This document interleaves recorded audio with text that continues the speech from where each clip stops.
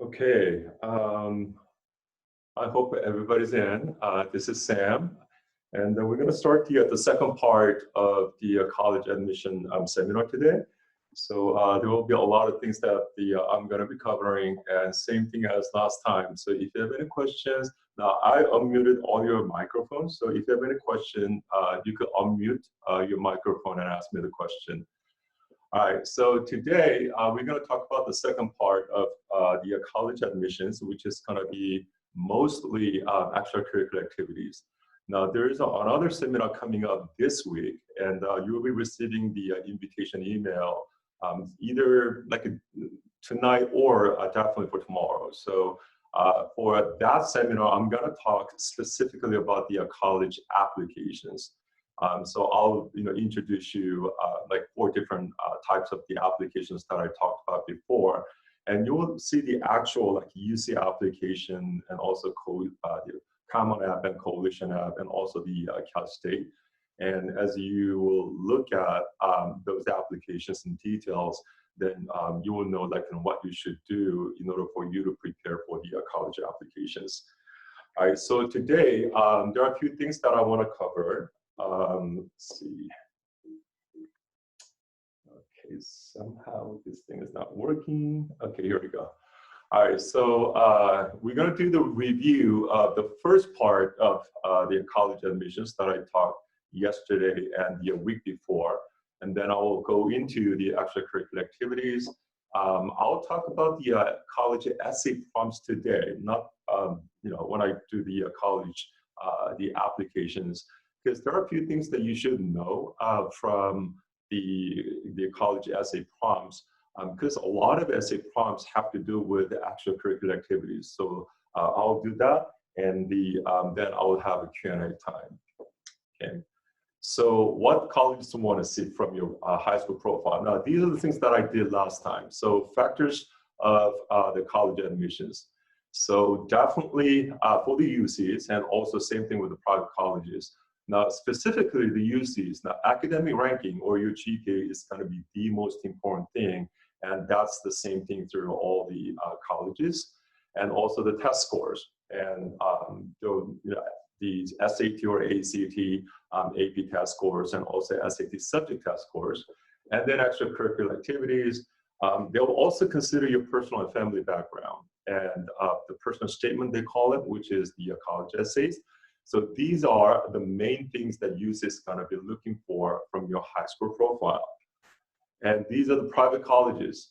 Most of the private colleges are going to be looking for definitely GPA, test scores, and extracurricular activities, and the personal statement, and the letters of recommendations. And as I informed you before, it's going to be definitely 1 from counselor and 1 from your teacher or 2 from your teachers.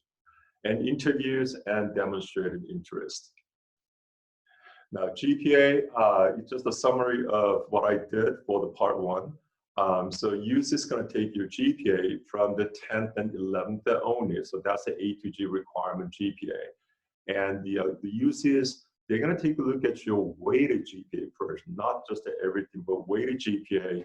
And then if you are doing like a competitive majors like engineering, computer science, or pre-med, then they're going to go to the fully weighted GPA.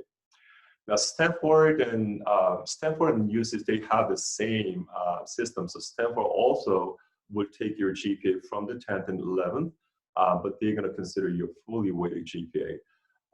For the UCs, as I indicated there, the engineering, computer science, pre-med, you should have about like 4.5 weighted GPA in order for you to be safe. Ivy, Stanford, MIT, all those top schools, they're going to be asking 4.7 GPA. Now, private colleges, they will take your GPA from the 9th grade until the first semester of your senior year. And the test scores, so SAT or ACT. So if you're doing like engineering, computer science at UCLA, or other competitive majors like a science major, then definitely 1500 or higher is preferred.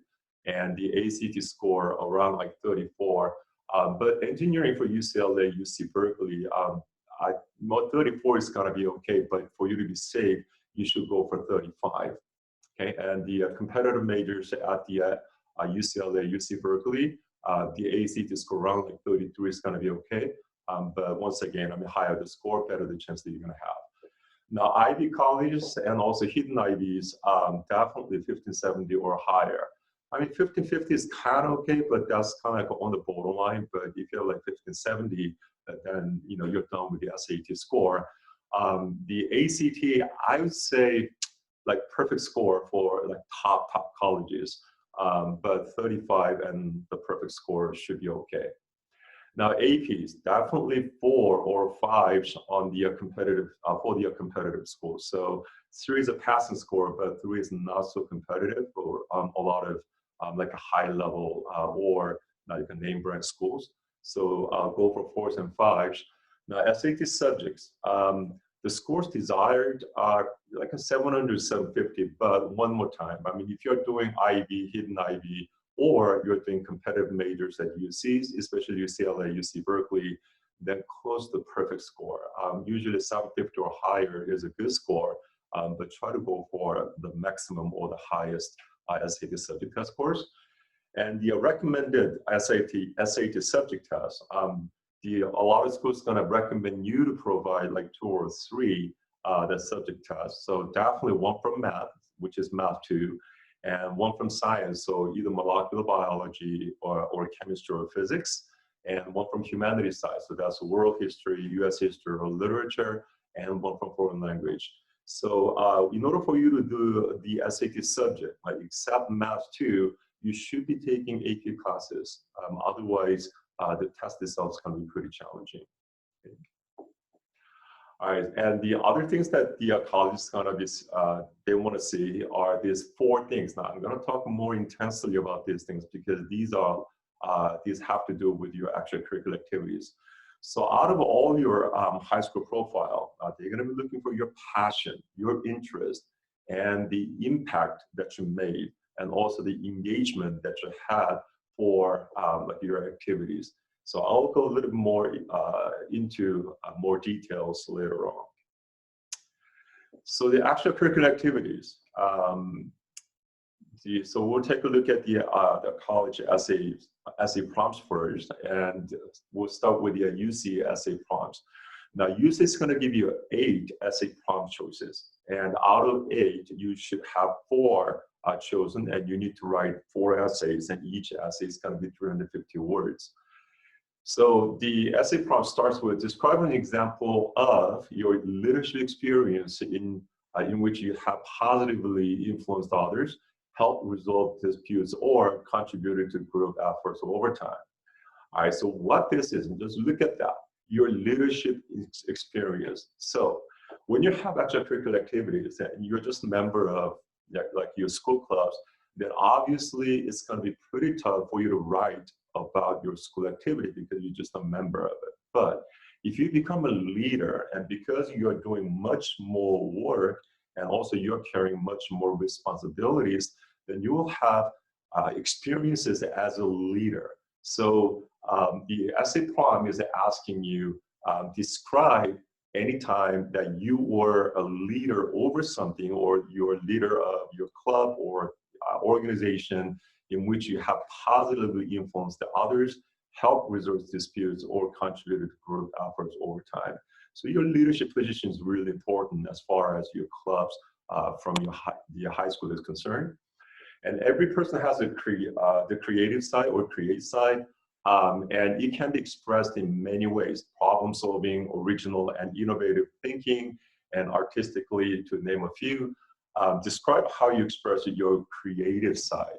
So this is another thing. So these are more, I mean, the essay prompt is talking about talent or skill.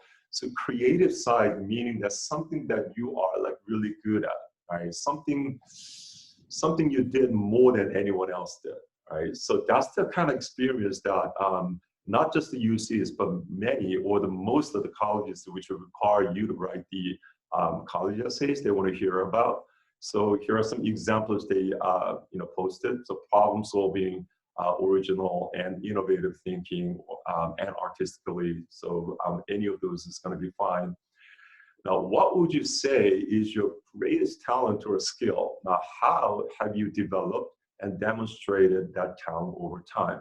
So I see from a lot of my the students, especially the students that I help the applications for their colleges, most of them have like a musical talent. So they play piano or violin on some sort of musical instrument for like many years.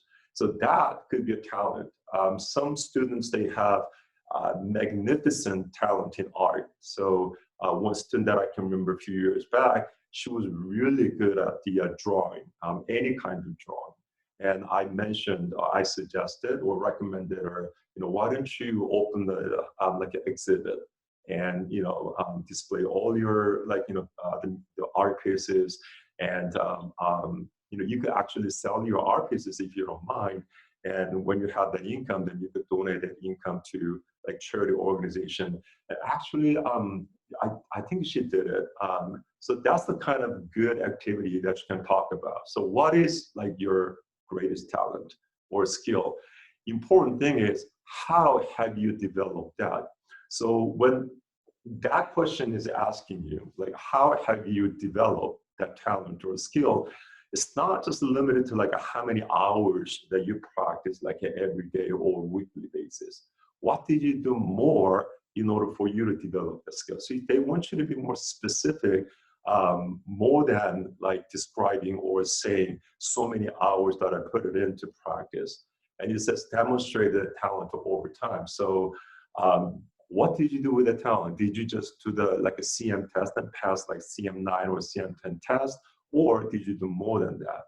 Now, we're going to see from the common application essay problem, as I mentioned before from the part 1 seminar, now Ivy colleges and also Stanford and MIT, when they want to like see your talent or skill, they really want to see at like a national level. So like for piano or any kind of instrument that, let's say that that's your talent or skill, they want to see if you played at Carnegie Hall or something, right? So it's just more than passing CM test. Describe how you have taken advantage of a significant educational opportunity or work to overcome an educational barrier you have faced. So now this is another very important thing. So educational opportunity, meaning that some sort of like, internship program or the research program during the summertime, especially like summer after junior year. So those are like pretty challenging programs. So I'll be talking about that a little later. So if you were able to get into any of those programs, what did you do, right? So what kind of advantage that you had as you went through that sort of like an internship or the research program, or educational barrier. Now, I've had some students who got into concussion as they played some sport, and the entire semester was completely collapsed, right? Now, that could be an educational barrier, or it could be a hardship. So this could be an educational barrier, right? And so what did you do? How did you come out, right? So let's say that happened during the first semester, and the first semester grades was completely a disaster. But second semester, let's say that you tried really hard and you did a lot of different things to bring up your grades. And now for the second semester, you have straight A's. That's something that you can talk about. Or let's say that you moved to the States just now, about 1 year ago, 2 years ago. Definitely, you have a language barrier. But if you can demonstrate, like you're taking pretty much the same number of AP classes as other, like the original American students, and then you bring up your grades, definitely you're going to have like a language barrier. And you could talk about like how you overcame the language barrier or the educational barrier. So it could be anything, anything which hindered or anything which was like stumbling block or obstacle for you to do well in your school. So that's something that you can talk about. Describe the most significant challenge you have faced and the steps you have taken to overcome this challenge. Now, how has the challenge affected your academic achievement? Now, a lot of students are going to try to write about this, but one thing that you're going to have to be very, very careful with is that the application reader is going to read tons of hardship stories. right? So it's not just your story that's gonna make you stand out, but there will be a lot of people from different communities and different places. They're gonna have worse stories than you do. So the thing that you have to keep it in your mind is that when you present your story, and also this is from the every single application reader, they don't want to hear about whining things from you if you want to talk about your hardship. What they really want to see from your story is your overcoming story, your victory story, how you came out. What did you do to overcome that situation? So I've seen like a lot of high school students writing about the challenges or the hardships between themselves and the parents. Sometimes like the parents do like a divorce during their high school years, and that's like one of the greatest or the most difficult times that students usually go through. So they write about that sort of situation, but usually they ended up writing sympathetic type of essay. Now that is no good. Right? I mean, the application readers can sympathize with you, but that's not the kind of story they want to hear. So they, understand. I mean, they'll agree with you, and they'll be sympathetic about your situation, but they really want to see how you became different as you came out of that situation, right? Or as you are coming out of that situation at this moment. So it's more of the victory story. It's more of, I mean, overcoming, that's like more than ordinary. Because, if you're an ordinary person, then just you could just sit down and blame, that situation on your parents or on someone else. I mean, that's the usual things that we could see from the ordinary people. But what the colleges really want to see is how did you deal with that situation? How did you deal with that significant challenge that you had? And we really want to hear about how you came out and how that affects your life, and especially like an academic achievement. Right? So that's something that you can do if you have any story to tell. Now, when you write the college essays, one of the things that the application readers want to ask you to do is really be like an opener. All right, so the going to a college, that's like you're entering into one of the most significant stage of your lifetime. Right? So, and also choosing the right college for you to go and spend next like 4 or 5 years in the campus to have yourself ready for the real world afterwards. So the college life is going to be really, very important. And the application readers and the admissions committee, they will try to be gracious as possible. So that means like they will try to give you as much opportunities as possible for you to come to their college. So what they really want to see from you is, I think I used this word the other time, it's the authenticity. How truthful are you? How much honest or frank can you be to tell us about your life and your achievements and your performance in high school? So when I say that, I mean, the word that pops up in my mind is making a package. Now, you don't want to make a package out of yourself. And I've seen a lot of, especially, I'm sorry to say this, but a lot of like Asian parents who try to make their children or their child a package or good package for good for like Stanford or the Ivies. Now that's going to be a bit of a challenge because I'm going to talk about the intellectual vitality later on. There are like a certain category of the application review that the admissions committee really want to see why you want to come to their college. And they're going to carefully examine every aspect of your application, and they will try to figure out whether the student actually made a package out of himself or herself, or it was out of his or her motives or initiatives or passion. So especially like when you write the college essays, they really want you to be open up. So if there's like any story that you want to present, you'll be willing to listen. I've read some awesome the college essay stories, and reflecting on my past experiences, there were like a couple of students, or like maybe 3 or 4 students, whom I helped with their college applications and the essays. They have pretty hard time writing the essays, and out of those 3 and 4, there was one girl that I remember. She came. I mean, she was coming from like really good background. So both parents were really nice, and I think both parents were doctors. But when I had like in a conference meetings with her, I felt something strange. I mean, I felt something not right about her. And also like she was really having very difficult time writing the essay. So one day, I just closed everything down and I asked her, I called her names and, is there anything that you want to share? And she kind of like hesitated, and I saw her face start to change. And for the first time in her life, that she opened up a wound that she had like years ago. And I cannot share it with you, here. But it was something that any girl would never want to have. And that happened to her. And she never even told her parents. And so she kept it inside for so long time.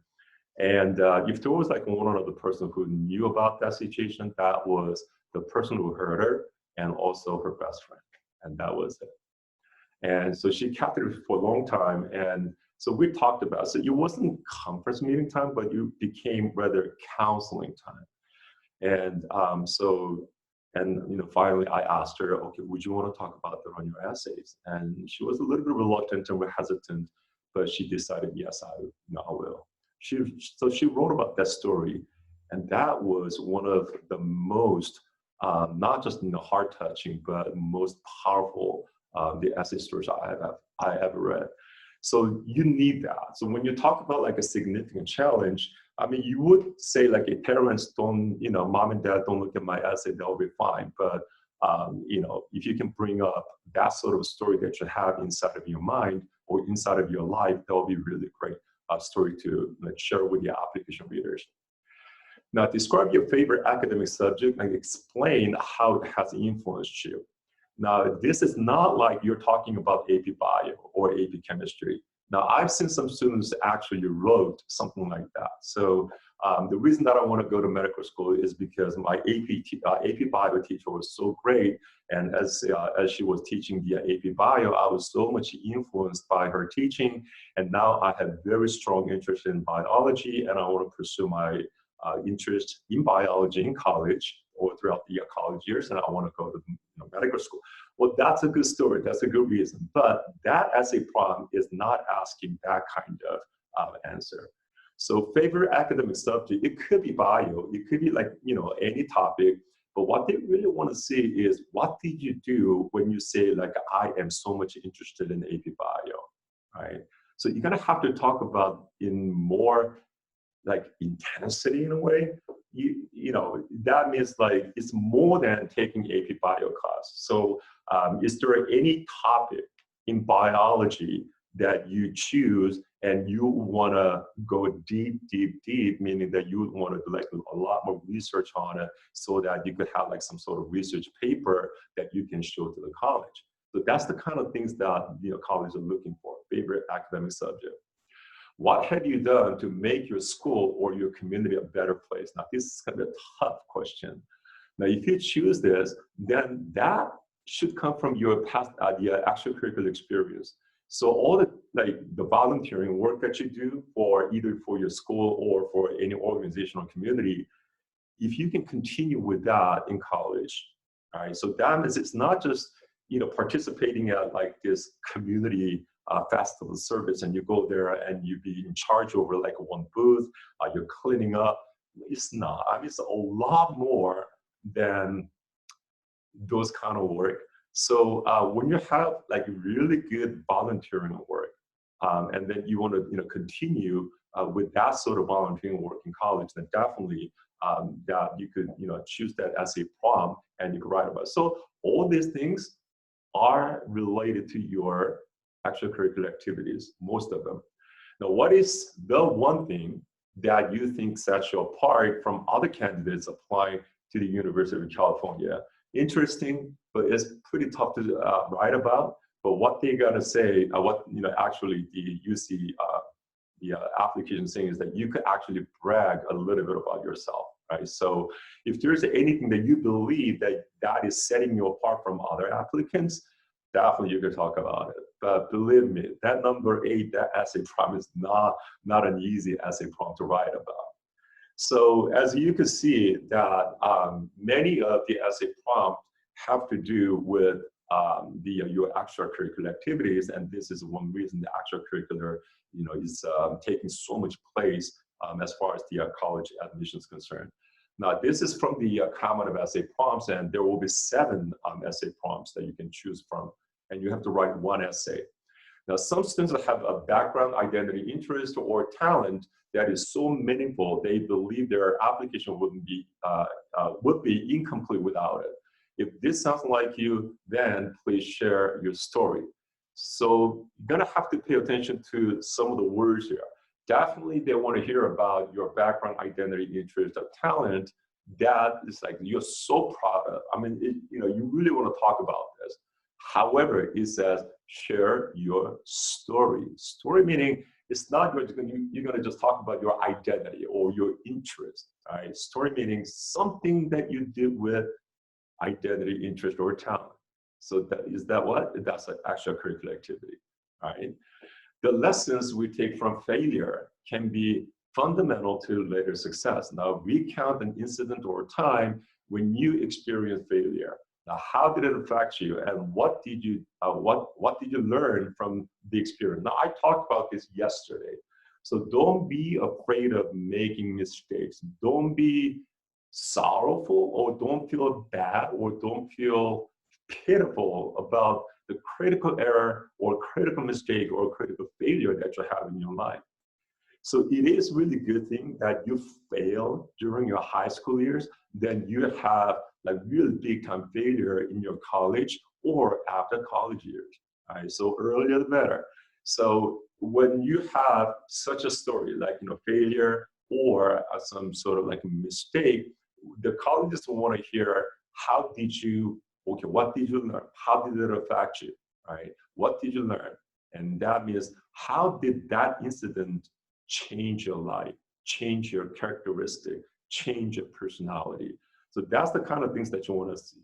So on your college essays, now the Common of Essay is going to give you 650 words for you to use, but you don't want to take too much space to describe what kind of failure that you have. So you could briefly talk about your failure, but definitely the application reader is going to be more interested in like how you dealt with the failures and mistakes and how you changed, right? Reflect on time when you challenge a belief or idea. Now, what prompt you to act, or would you make the same decision again? So it's pretty individual, but it's more than, how should I put this thing?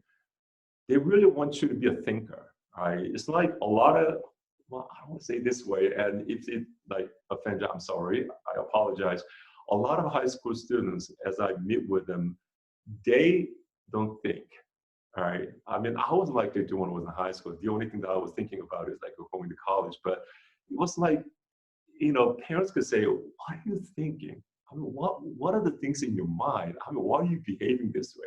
So, I mean, that's the common things that I see from a lot of like teenagers. But this kind of the essay prompt. So remember, Common App essays are usually, or it is for all the private colleges, and especially like the Ivies and Stanford, they're using Common App. So they are asking this kind of essay, did you have any belief or idea? And was there any time that your idea or your belief was challenged? Then we want to hear about that. So think about that one. Describe a problem you've solved or a problem you'd like to solve. It can be an intellectual challenge, a research query, an ethical dilemma, anything that is of personal importance, no matter the scale. Now, explain its significance to you and what steps you took or could be taken to identify a solution. It's a pretty high level question, sounds like, but if you have some story to talk about, that'll be great. I had one student last year, he actually talked about like how he solved this computer science computer science programming problem. He learned very much as he was trying to solve that specific the CS problem, but he realized that the way that he put time and effort to solve the problem actually changed his personality and the ways of thinking about like challenging the questions. So that's a good story to tell. Discuss an accomplishment or event, formal or informal, that marked your transition from childhood to adulthood within your culture, community, or family. Now, this could be a pretty good topic for a lot of students whose parents are first generation immigrant and you are second generation, the second generation like Americans living in this country. Now, same thing for Indians, Chinese, Koreans, all these, the different ethnic groups. Now, there is a very big difference between your parent generation's understanding or concept and your generation. So even though, let's say that your parents speak really perfect English, like, the Indians, they learn English in India, but like usually Chinese and Koreans, that's a different story. But there could be a lot of cultural differences. And probably many of you guys already have experienced that. You can actually talk about this. Right? Was there any conflict between yourself and your parents? What were those the conflicts? But once again, they don't want to hear too much about those conflicts, right? But they want to see what happened, right? So, okay, we see that you had that conflict. So now what happened? Sorry. So that's something that you could talk about. Describe a topic, idea, or concept you find so engaging that it makes you lose all track of time. Now, why does it captivate you? And what or who do you turn to when you want to learn more? Now, this is a very interesting question. And I had like 2 or 3 students last year, especially for the last part, like what or who do you turn to when you want to learn more? All those 2 or 3 students said, my mother. So I think, moms in great ways, they put, I guess, a lot more influence than dads. So that could be, the mom could be a really good teacher, really good supporter, and also a tutor, you name it.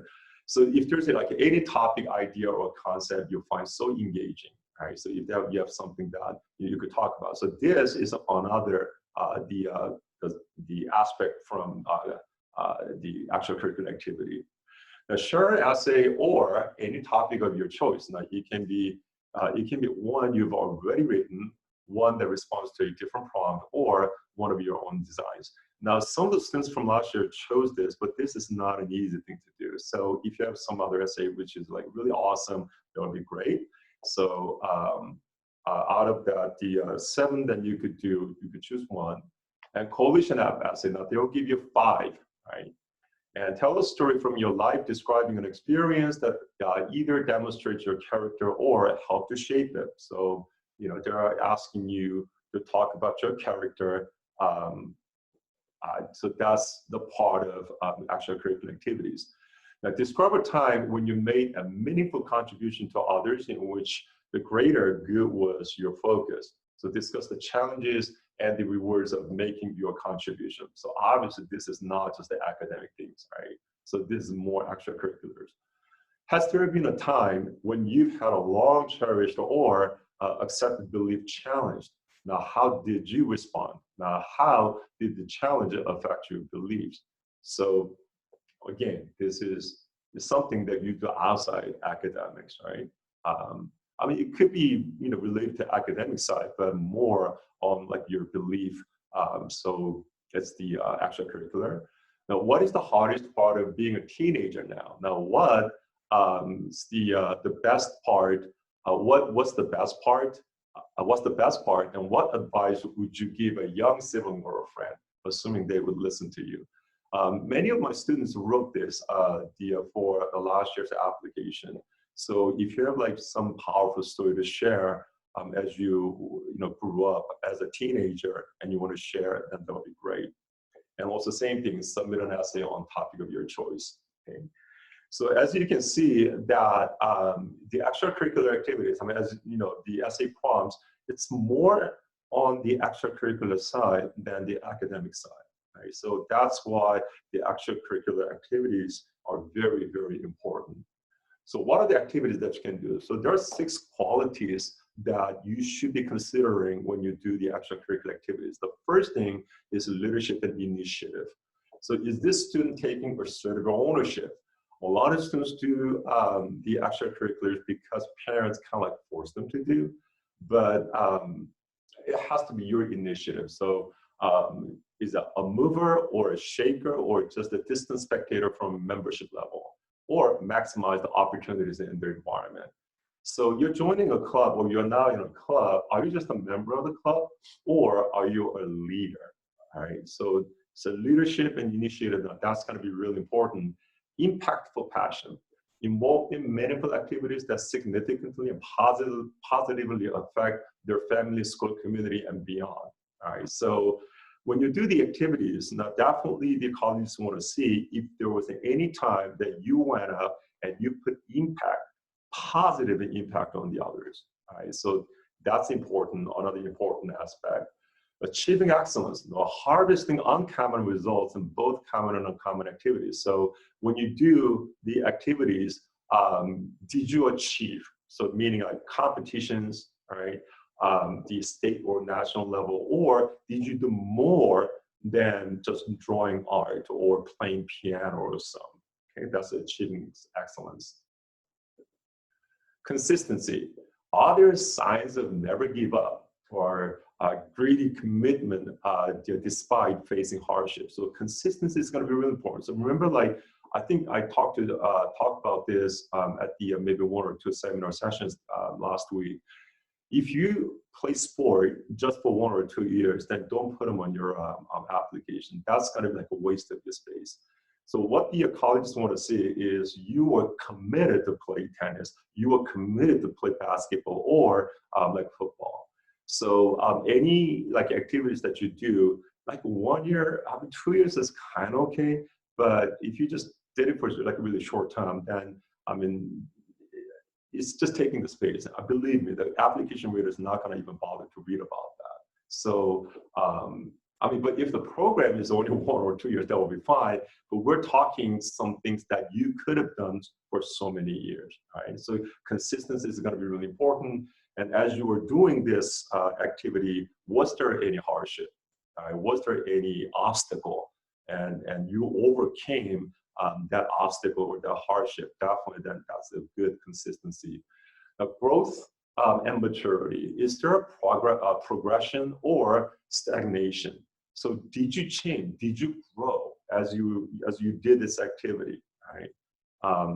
So that's the growth and maturity, pushing the boundaries to grow in the roles and responsibilities. So it's not, one more time, it's not just a membership, right? It's much more than that. Okay.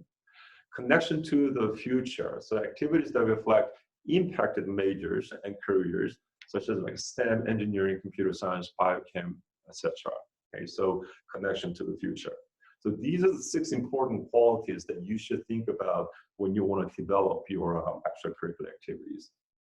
So from the extracurricular activities, most of the colleges, they want to see your passion, your interest, and the impact and the engagement that you made. Right? So it's not, one more time, I mean, I could just spend all day and all night talk about your passion, interest, impact, and engagement. That's how much important those are as far as your extracurriculars are concerned. So passion, impact, and engagement.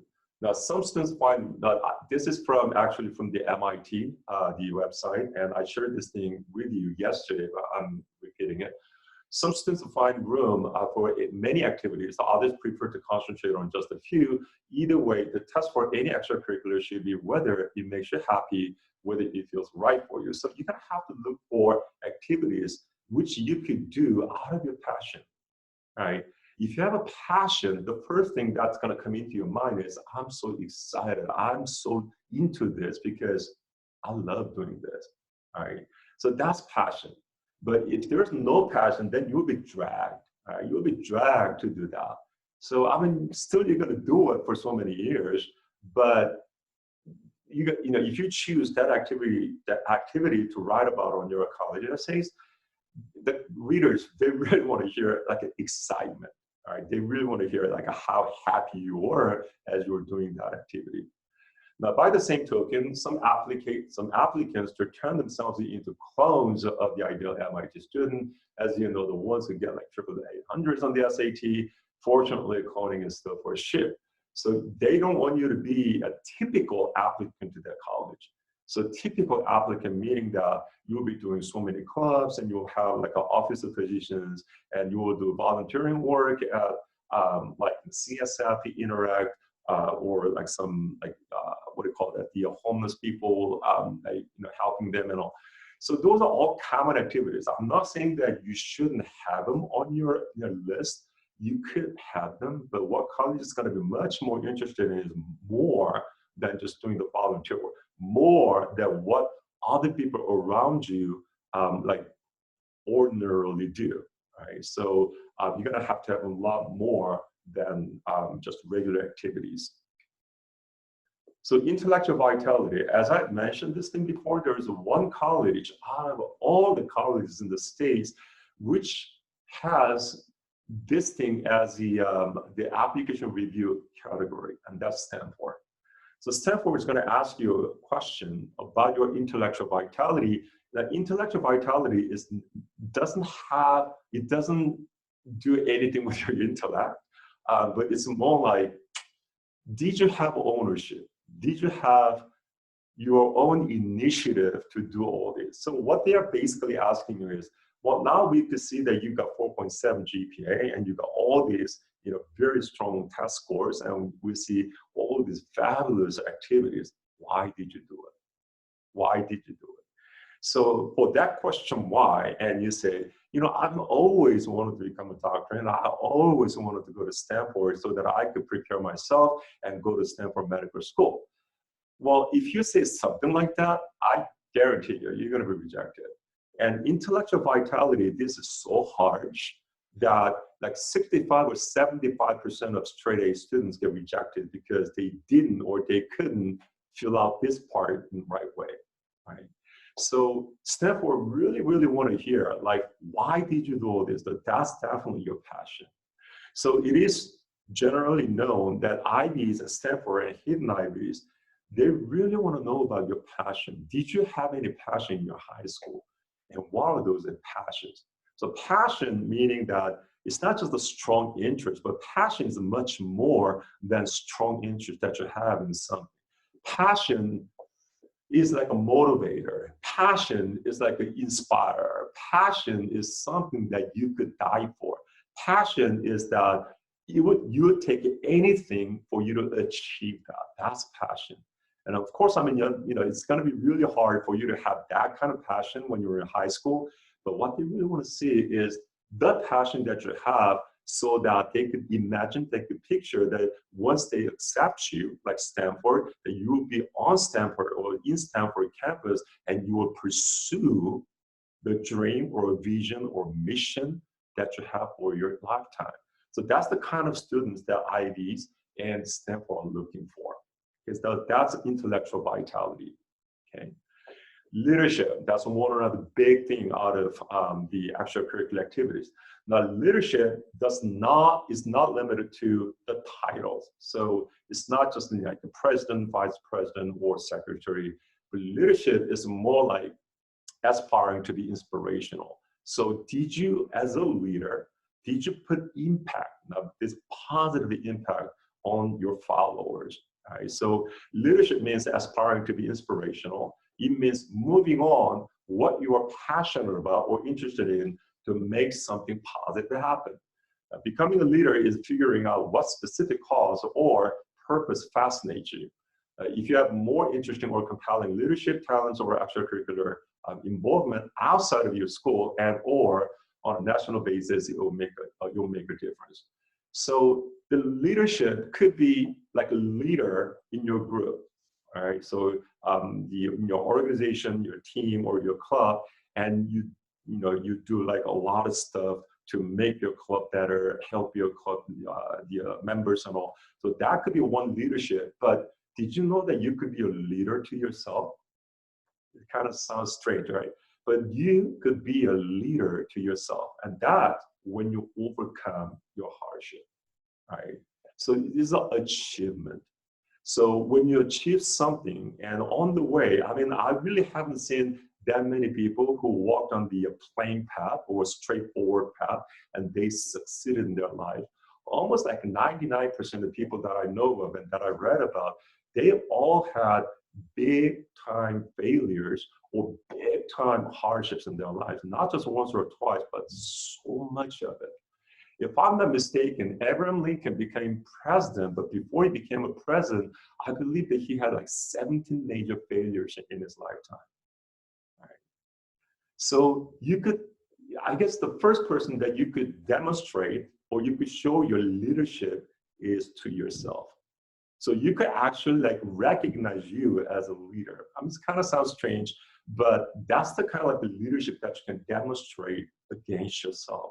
So when you see the obstacles, when you see the hardships, how did you go that about? How did you penetrate through? What kind of things that you made out of when everybody was saying that, man, that guy's not gonna stand up. That guy's, it's ended, it's finished. That's the leadership, right?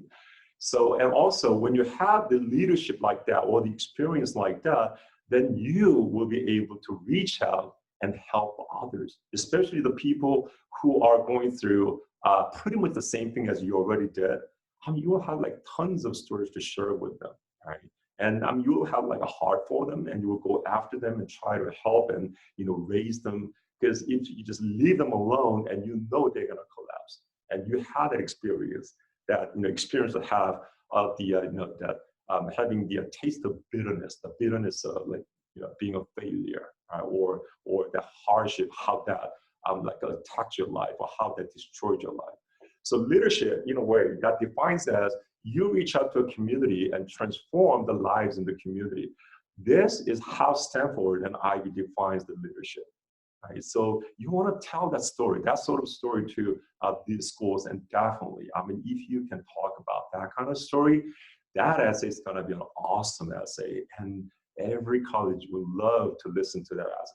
When you have a story like that, I mean, I don't want to say like it's going to compensate every other the requirements of the college applications, but if you have that strong essay, that could that could totally fluctuate or change the direction of the college acceptance. Okay. The best of all is out of school leadership that shows you followed your heart and founded an organization or social enterprise or became a leader of an advocacy group. The most impressive validation of your work would ideally come from having won some recognition for your organization or business. So that means, do other people recognize you as a leader? Right?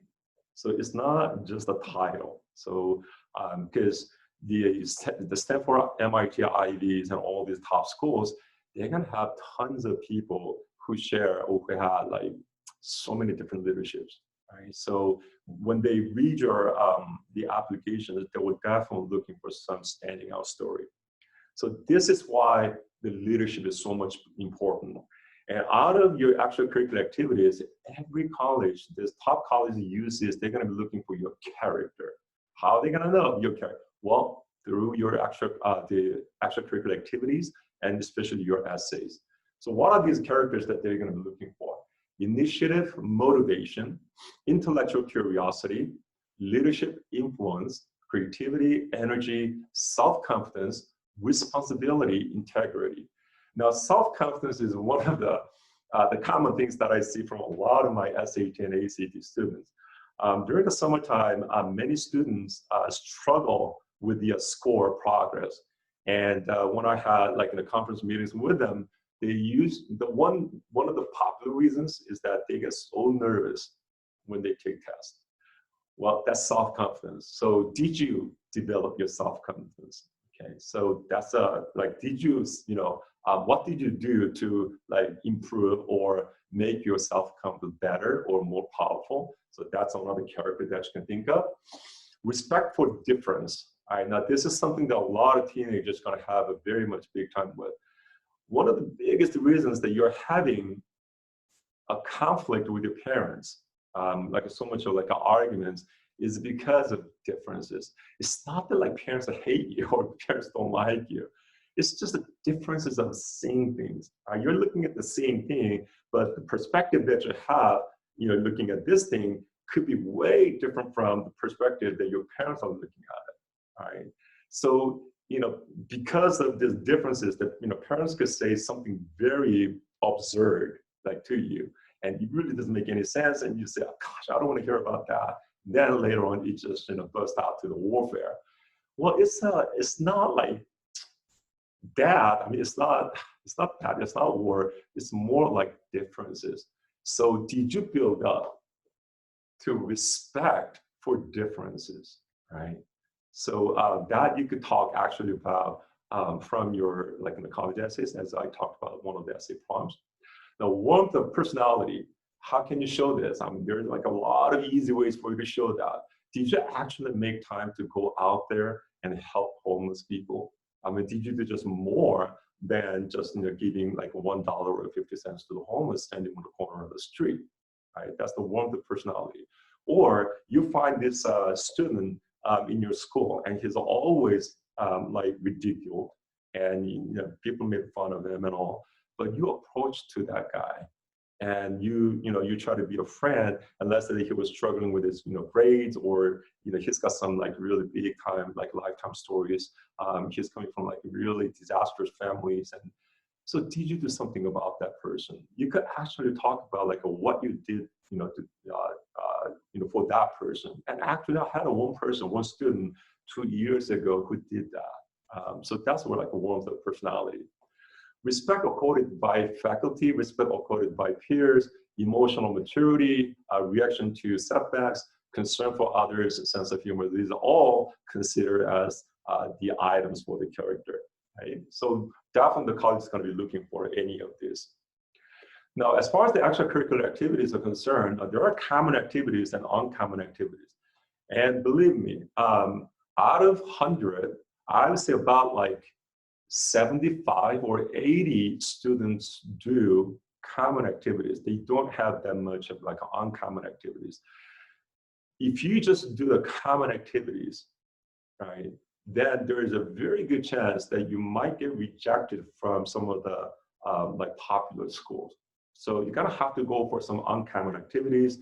And these are the common activities. So clubs and organizations, so you could be an Interact or like a CSF, or high school newspaper, speech and debate, student government, leadership, journalism, publications, and all these are the common activities, right? By the way, if you're a member of like if you're doing Boy Scout, then you should go for the Eagle Scout. So Boy Scout usually doesn't do much, but if you're an Eagle Scout, then yes, that's gonna be okay. Now, community service and volunteer work, that's one of the very common activities. So hospital, gift shop, and animal shelter, these are all common activities. Sports, dance, and martial arts. So many students coming in here. I think about like 70% of them are all doing like a martial art, like a kung fu or taekwondo. So it's common activities. Now, music and art, marching band. If you're doing marching band, now that's gonna take, you're gonna get most credit out of like music, the common activity, because it just takes up a lot of your time. And the application readers know that like a marching band, if you did it for like 3 or 4 years in high school, then they're gonna give you some credit for it, okay? All right, and academic competitions. So DACA hosts robotics and science Olympiads. These are all like the common activities. And paid jobs. So you're doing tutoring, or you're working at mall, or like take consulting. These are all the common activities. Now I'll be introducing you a lot more on the uncommon activities side. So founding a club or organization on campus that is meaningful, or that links with the student's authentic interest or identity. So out of all the club activities, the best one's going to be starting a club. All right. And I would say, like, I mean, you could start any club, that'll be good, but try to follow after your passion or your interest. But more than that, if that club has like meaningful like activities, then they'll be so great. I had a girl who founded the K-pop dance club in school. So it was pretty interesting. And I asked, okay, so what do you guys do? And they said, she said, like, we listen to K-pop music and we learn dance from each other. So that's good, but I mean, she was a founder of it. That's so good, but meaningful activity is going to be much more important. Creating a magazine or science fair, that's going to be also like an uncommon activity. Leading multiple organizations, so that means that you are the leader over like many different clubs. So that is going to be good. And the international competitions in the sport that has Ivy League connections or relevance. So what this is that if you play sport, and let's say that you're qualified for the Division I school, that's going to be really good. Now, if you're doing like Division II and Division III, and you want to play sport in like one of those colleges, still it's going to be good.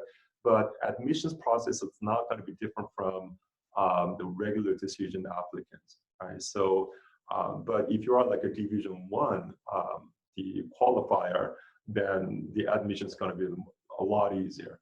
But Division II and Division III, you're going to have to do every step that the regular decision applicant's going to go through.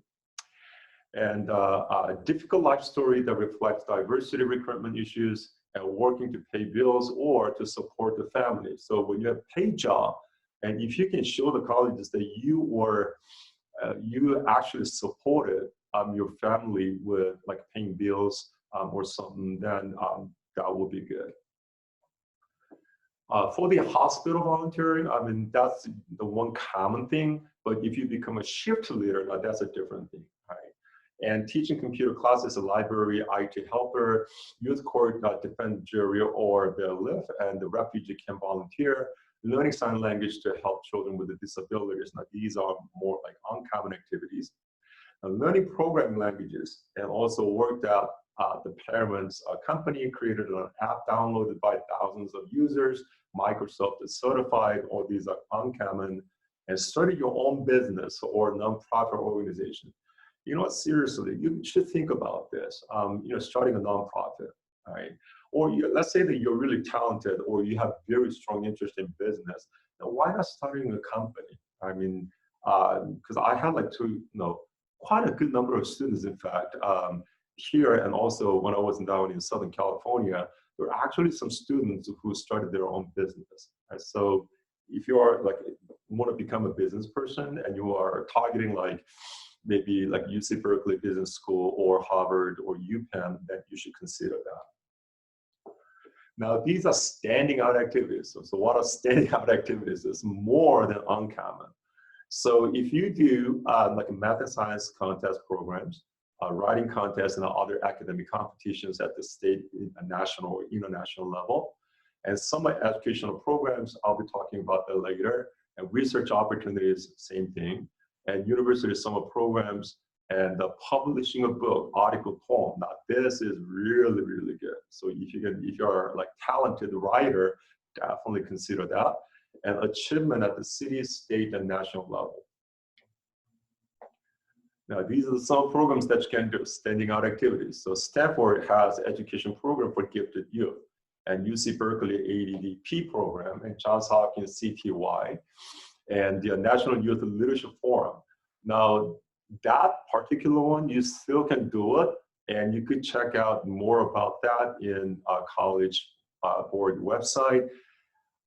It's a good program, but if I have a choice of doing something else, I would rather do the other. The leadership forum is really good, but it's kind of expensive for such a short term. Cosmos, Yale Global Young Scholars Program, Bank of America internship, Girls Who Code. Now, these Girls Who Code is not from your school. There is Girls Who Code, that organization, the outside your school, and if you can get into that program, then that'll be really good. Okay, and those are the rest of them.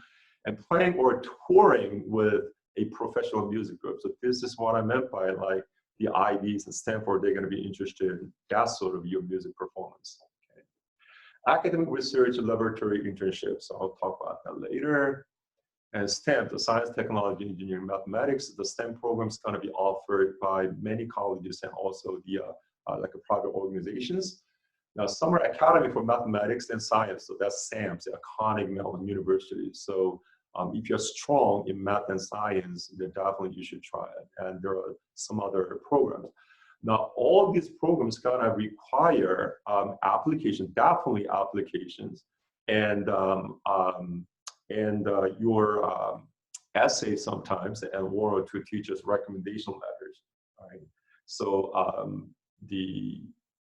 any program which does not require like an application or like one or two teachers' recommendation letters, then don't do it. It's not, usually it's not worth it. Okay. So this is one of the most popular programs that a lot of students from California, they're gonna apply for. Now, this is called the Cosmos. You probably heard of this program. This is high-level STEM program. So it's pretty tough to get in. So definitely they're gonna require like an application and teachers' rec letters and also your essay, I believe. So this is offered by UC. So UC Davis, Santa Barbara, and Irvine, and I think the UC San Diego also has it. So Santa Cruz also have it too. So those are the campuses that will offer these programs. And these are the more details about the program. So usually the Cosmos happens in July. So that's 4 weeks program in July. And there is a very similar program from the Yale University. It's called the Yale Global Young Scholars Program. Pretty much the same and pretty much the same requirements, but it's a 3 weeks program. So this is still Cosmos. Now, I'll share this information with you as I send you I'll send the PPT to you. Now, these are the elite activities, meaning that it's the top of the programs, right? So lab research assistant, University of San Francisco would publish the work or a medical journal. So if you go through like a research or internship program during the summertime, right? And you publish your own journal, right? Now that is going to be the top of the actual curriculum that you can do. And actually the Stanford and Ivies are looking for that kind of student. And, or let's say that you did like a research for this professor and the professor published a research paper before you submitted your application and your name is on the research paper. That'll be really good. So this is like top of the line and top-notch internship of the SIMR and SSAP. I mean, all these are the top internship programs that you can find. And study and qualify for USMO nationally ranked math and science competitions, Olympiad like AMC, USACO Gold. Now, these are going to be really good. Now, having multiple years of professional working experience. So you're doing lab work for the county water department. I mean, this is going to be really good. All right, so these are like top, the activities that you can do. Now, these are the colleges which you're going to offer the summer programs, and the colleges with red letters, these are the colleges which accept third, the recommendation letter. So recommendation letter from third person. So if you go through any of these colleges summer program, especially the red collar universities, then you can ask for the rec letter from your boss or from your professor and they'll take it, or these colleges will take it. So there will be many colleges during the summertime that they will offer really good summer programs. So what you should do is that this coming October, pick the colleges that you're interested in and go onto their website and look for their summer programs for the 2021. And read carefully on the requirement section. Okay. And these are more colleges. Okay. All right, more summer programs. So Stanford, Office of Science Outreach, now they will have a lot of programs. So unpaid internship for high school students, the RISE summer internship program, Stanford Earth Young Investigators, SEM-WSP summer residential program, the SIMR, Stanford Institute of Medicine summer research program, which is one of the most popular ones. High school and pre-medical students summer internship, and the Kennedy Center at the Stanford internship, so forth. So there are like many choices that you're gonna have, and I believe that most of them gonna require, once again, applications and like rec letters and all. And also, these are kind of like expensive programs. So these are more details, and you will see this. I will share this thing with you on the PPT. So it's a little more discussions on like each program. And one more time, these are selected programs, so it's not going to be easy to get in. But if you get into any of these programs and then you did like once or 1 year or 2 years, then it's going to be really, really great. Okay. Now, Stanford Engineering Everywhere. This is a free online class on Intro to Computer Science. So check out this program. This is not as competitive as like research or internship type of programs, but you could definitely do this, not just, you know, during like the summer after your junior year, but I believe that you could do this when you're like sophomore too. Okay, so check that out. And Stanford Student Sponsored Outreach Program, so Society of Women Engineers. So this is one another like a really popular program. Okay. MIT. Don't be afraid of checking out MIT programs.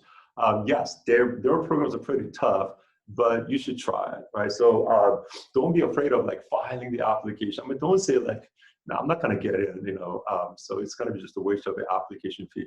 You never know, right? So give it a try.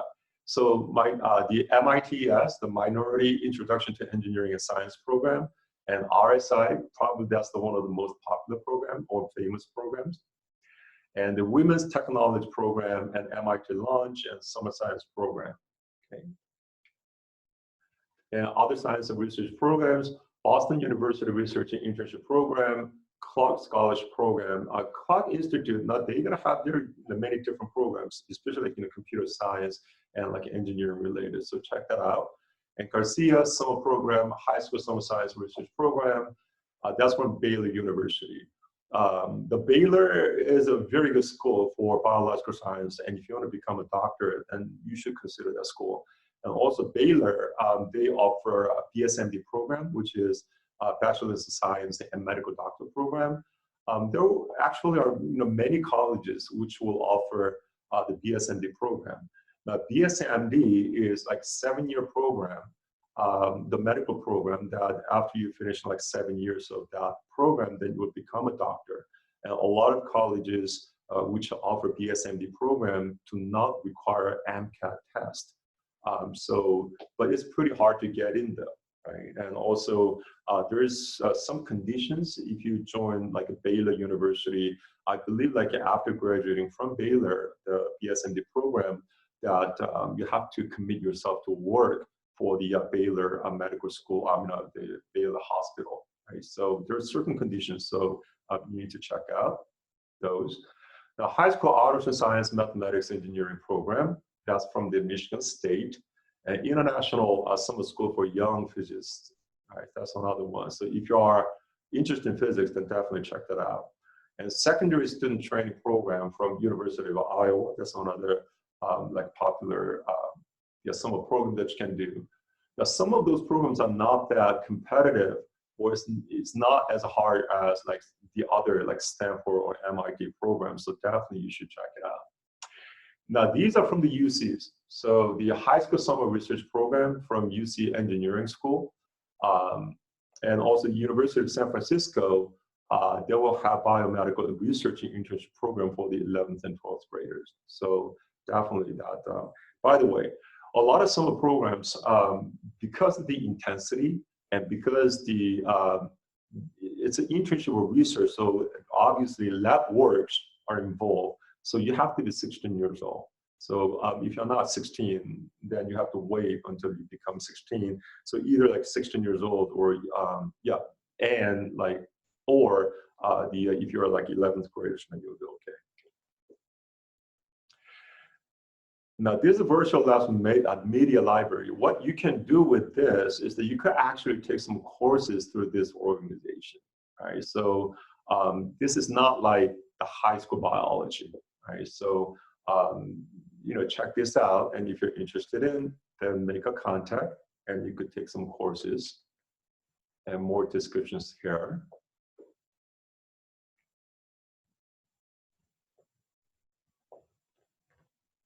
Okay. Now, this is specifically from UC Santa Barbara. At UC Santa Barbara have pretty good programs that you can try. So there are programs that are not as hard as other like top colleges for you to get in. So definitely you could check out their website. So this is from 2017. So they have like a list of the programs that you could do. Okay. And I think this is for more like research and mentorship. So the research mentorship is not just from UC Santa Barbara, but these are all the schools which will offer the research mentorship.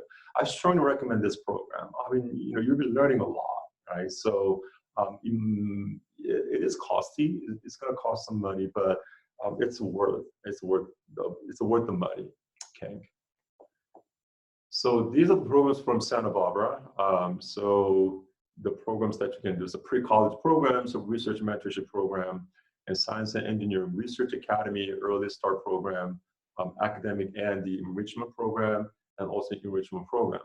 I forgot to mention it here, University of Chicago, now they will have like a lot of different programs too.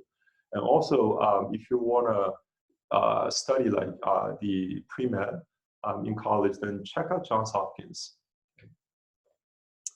So this is the RMP program requirements. So that one, like 2 letters of recommendations, and there's a long essay that you're gonna have to write, okay? Okay. So when you check out these programs, be careful with the application deadline, all right? So that is gonna be important.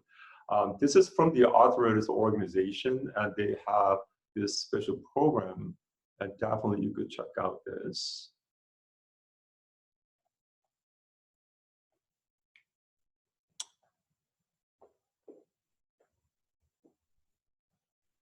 Okay.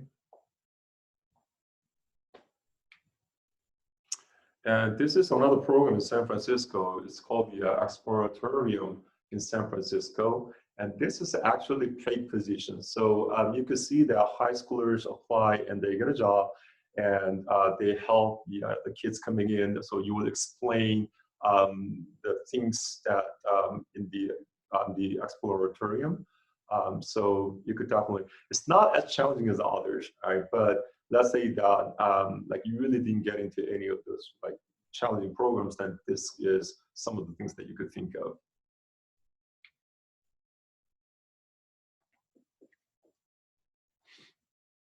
Okay.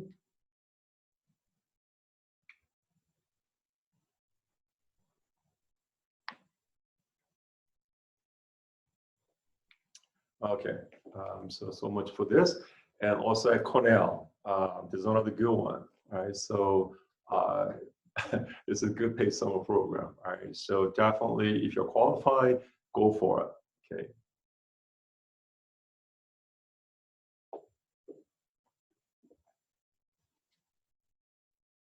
Okay, so this is more description here.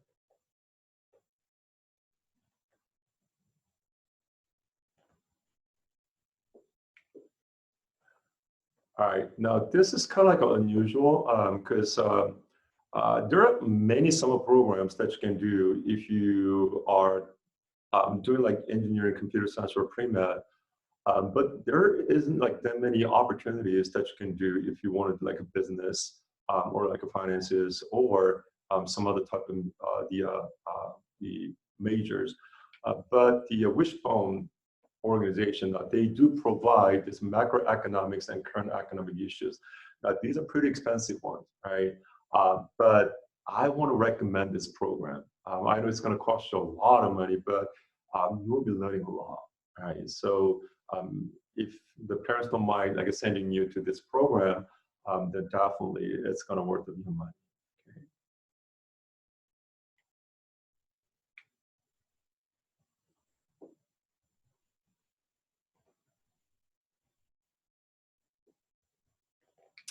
Now I have to let you know that there's some of the programs that usually it's excluded, meaning that I'm using them for my college consultation program students. So it's kind of like, you know, we don't usually open up some of the programs that we recommend to our college consultation program students.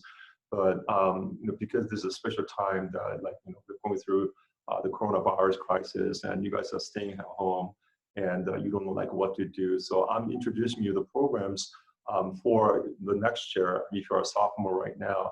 And so if you're a junior right now, then I'll be talking about the things that you can do at home. Not just for the juniors, but also the sophomores.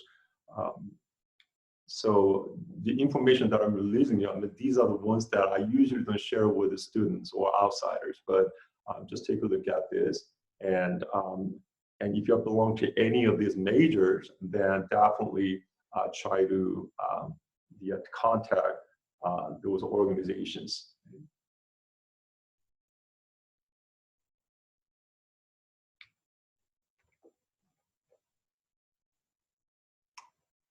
So if you take time and do some intense research, then you're going to find out many opportunities, not just from many colleges or name brand colleges, but there are going to be a lot of different programs that you can do during the summertime.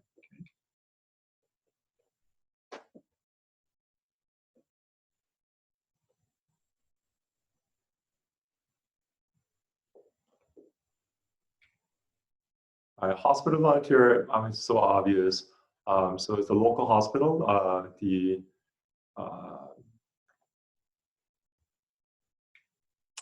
So this is from Kaiser. And I know it's going to be hard because so many people apply for their volunteering positions. So it's not going to be easy, but keep on trying it. And things that I came up with that you can do at home. So the colleges know you can't really pursue everything you love right now, and they are going to be forgiving if your extracurricular activities aren't as amazing as they were when you weren't quarantined. So what can you do? The first thing is creative writing. So if you're a writer, right, if you love to write, then write, right? Don't just kill your time. Do writing, do write. So you could write novels, plays, short stories, and screenplays. And if you do that, then submit it online to places you can try to enter it, into contests you can try to win awards with it. Now, many students in the past that I had, they were so good in writing, but never really participated in writing competitions. So if you're a 9th grader or if you're a 10th grader right now, do this. And if you're good in writing, right?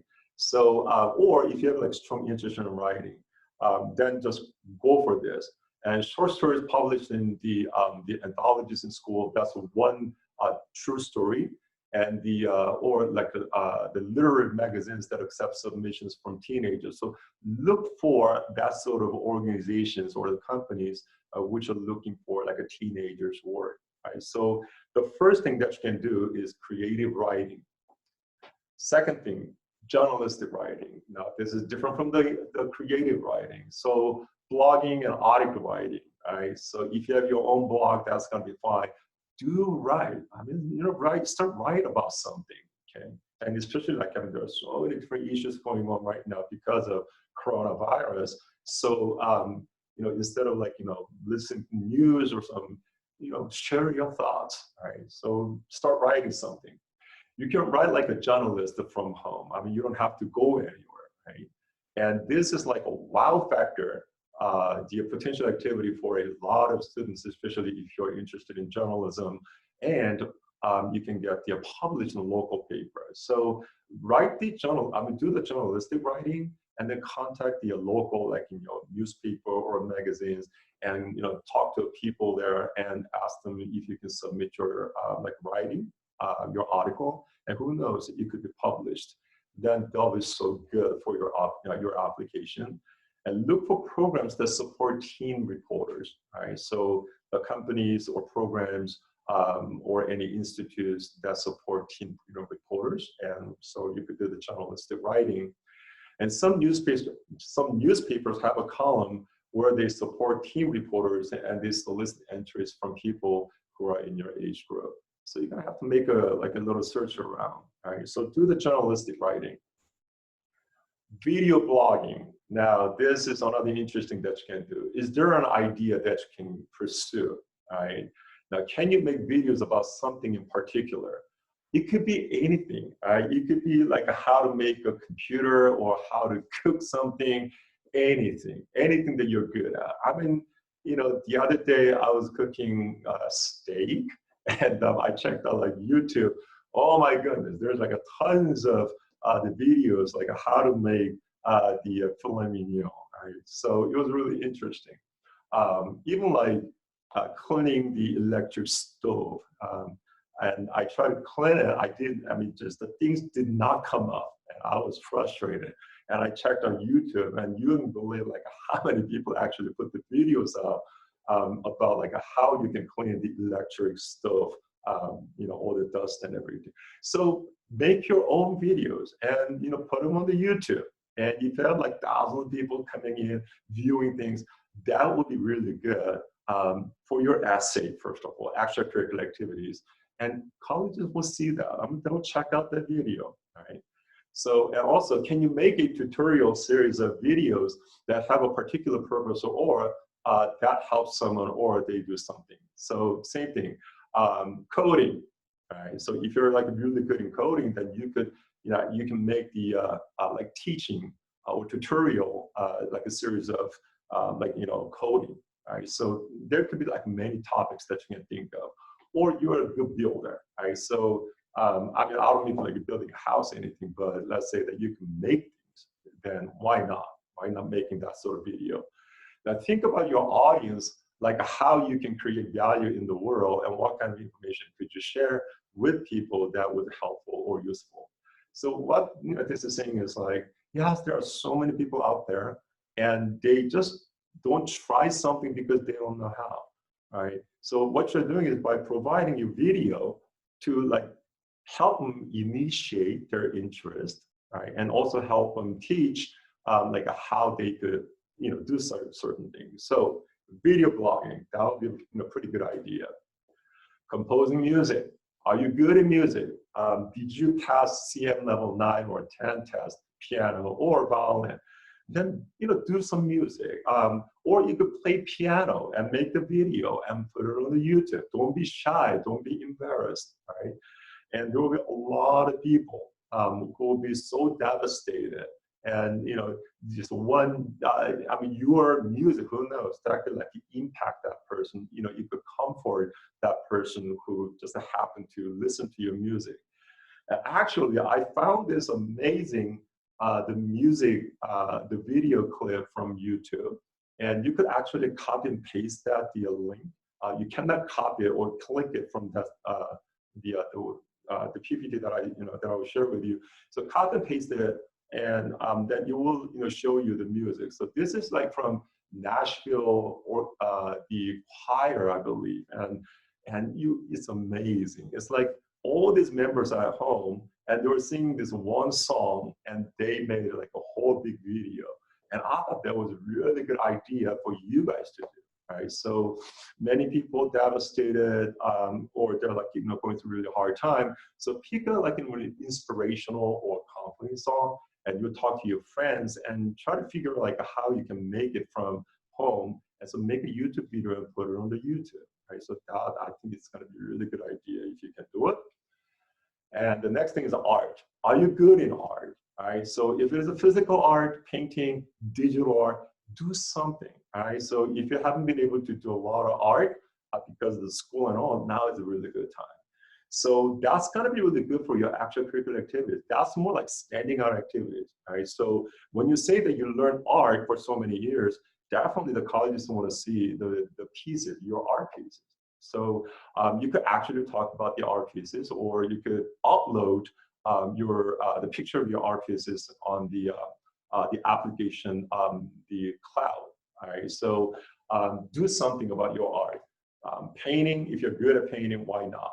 Now, digital art, then you could probably do a lot more with that. So teach yourself software that helps you draw or paint and get into digital art or graphic art.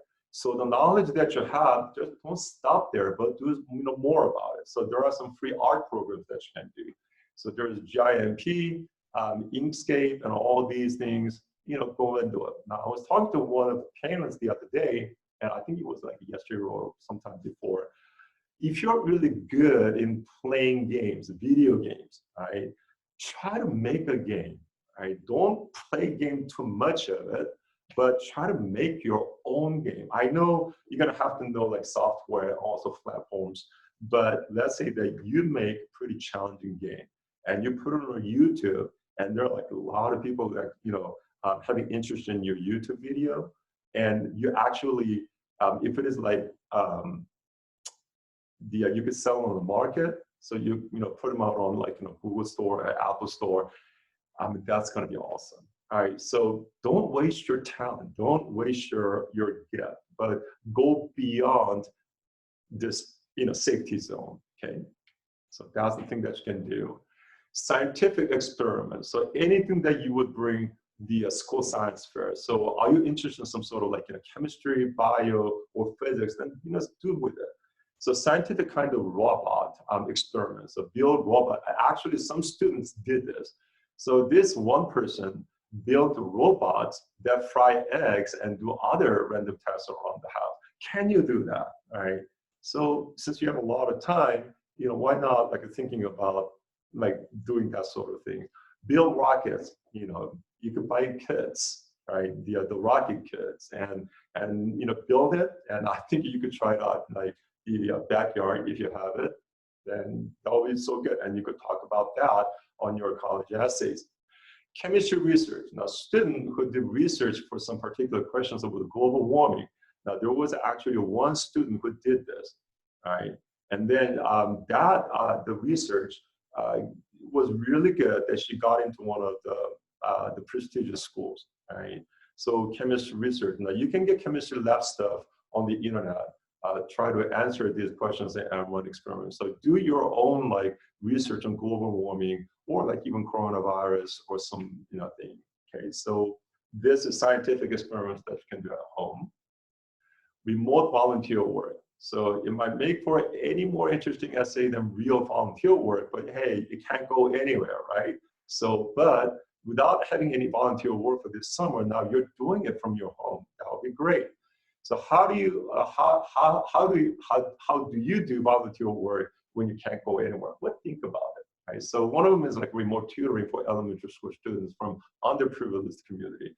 Well, right now the schools are pretty much closed, but if so talk to your friends and try to do some like outreach and try to see if there's like any group of students that you can get, and you provide like a free tutoring services for those students, especially from underprivileged community. That would be pretty good on your applications. Coordinate a new program that you can start like when the school is open, right? So that's something that you can do, talk with your friends. And you could work for a project like a Gutenberg project, which needs lots of people like the proofread OCR scan text. So contact Gutenberg or Gutenberg project, right? So they recruit the students. Now you could work with a nonprofit and be their social media person. So contact some of the nonprofit organizations by just Googling, all right? So this is something that you can do, remote volunteer work. Coding. I mean, a lot of you guys are into coding, right? So please do app development, right? So spend time to develop your own apps and put them on the market, put them on the YouTube, right? And learning coding. So if you want to pursue more of learning the coding, then that'll be great. And website development, I mean, that's a lot of students do, and be more professional on the website development, right? And you develop your own websites and look for the website opportunities that you could help the companies or something. And the next thing is going to be pretty interesting. Now, data crunching, right? See, the epidemiology study, and there was one student who did this study, and she was crunching data from publicly available database, and she tried to see if she could track certain trends with the illness. And she did research on this, and she actually published a report, and she also got into one of the prestigious schools. So, and also I had some students from last year when she did like a research work, I think it was throughout the school year, either UC San Francisco or UC Stanford, that she did a lot of data research at home. And it was considered as an internship, right? So she did a lot of research on the data. So there are certain things that you could do at home as far as like a data collecting or some sort of like data analysis is concerned, okay? So coding, all right? So some coding languages, you probably know a lot more than I do. So there's all these languages that you can learn. So probably a lot of you guys already know these language, but don't stop there. Don't wait until you go to college to learn. But if there's an opportunity for you to learn, why not now, okay? And you could actually talk about this on your college essays. Online learning. So for the college credits, then you could definitely try to take some more classes online. So there is Elite Open School that we offer the online school, the classes, and all our classes are UC approved. So the credit's gonna be approved and accepted by your high school. If not, all the colleges gonna accept. And BYU Independent Study and also community college classes that you can do. And learn a new language, meaning it's not just like a coding language, but you could learn like a foreign language. Even though you're learning like Spanish or French right now, try to learn some other language, right? And the MOOCs or MOOCs, now these are for non-college credits. So there are many cool online courses, and these are the companies that you can check out, right? So the Coursera, edX, FutureLearn, Udacity, these are pretty much like free classes that you can try. Right? So definitely check out this, the website. Make something, right? So be creative, now build something. So how how you do like construction work or building. So try to build something, from your home and make product or invention or make food. And as I said before, you could actually make food and videotape it and put it on the YouTube. So whatever inspires you, if you are a maker, make something that excites you. So that is going to be another thing that you can do at home. All right, so those are the 10 things that you could do it at home. And the following things are more specifically focused on the specific major. So if you're interested in like a political science in college or major in college, then try to reach out to different politicians like an assembly, governor, senator, etc., and see if they are looking for anyone to help during this difficult time period, particularly those that are participating in the election year. It's the election this year, all right? So you still can, I think they're still recruiting like an internship position for high school students. So why don't you try the political parties, right? Whether, Democratic or Republican or others. So if there's an opportunity, definitely it's gonna be great. And if you join their internship program, I understand that they're gonna issue the recommendation letters, right? So that'll be pretty good. And for pre-med students, I know a lot of programs are outside, but you can't do it. So reach out to the colleges and see if there is any research or internship work that you can do at home, right? Such as data analysis or doing research work on a particular topic. So don't give up, but reach out to those colleges that you applied before for the summer programs and try to find out if they offer any like online programs or anything that you can do online. Now, do anything possible to help with the current COVID-19 situation. So I know the third thing is not like really, I don't know if you should or could do it, but I've heard that actually there were some high school students helping the elderly seniors, right? So they contact the like friends of their grandparents or the senior homes, and they actually do the like groceries for them. I know it's kind of like sounds dangerous, but I know your parents go to the markets anyway, right? So if you want to do that, that'll be great. But I'm not like really asking you to do this, but that could be one other option that you can do, because the college is going to be really interested in like what did you do or what you did during this time, all right? So if you could provide some story while like all these other people not having anything to talk about, but if there was like something that you did and then you talk about that on your college essays. I think it's going to be really good. For computer science, now there will be some overlapping things from the previous presentation. So start making your portfolio, right? So working on something, right? And so like Facebook University programs, so providing portfolio gives you an advantage. So try to work on your the portfolio. And same thing, to learn the basic of the new code. So all the languages that you could learn, right? So I already talked about like Coursera and EDX. Okay. And same thing, the Create a Coding Club, all right? Or gather younger students interested in coding and teach them through Zoom or some other like, the instrument or the tool that you can use, and build a website or app. So same thing, and conduct research on your own. Reach out to professors and ask questions and compile information. So don't be afraid of the cold email. The cold email meaning that you choose and you contact. You find the people and you make a contact. Competitions. So if there are still competitions going on, then prepare yourself and definitely do the competitions. So there are some competitions that you can do. Okay. So if it's not this summer, then definitely the competition is the future. So right now could be a really good time for you to prepare. Now, engineering. So the materials engineering high school students from intern, like Lawrence or Livermore National Laboratory, they're looking for interns. So try to check out their website. And many of the programs are closed due to COVID-19. And I couldn't find, actually there was one student that helped me finding this info, and there wasn't that many programs that we could do, but there were just a few of them. So Abbott is looking for high school STEM interns. So definitely check out their website. And also same thing as Intel.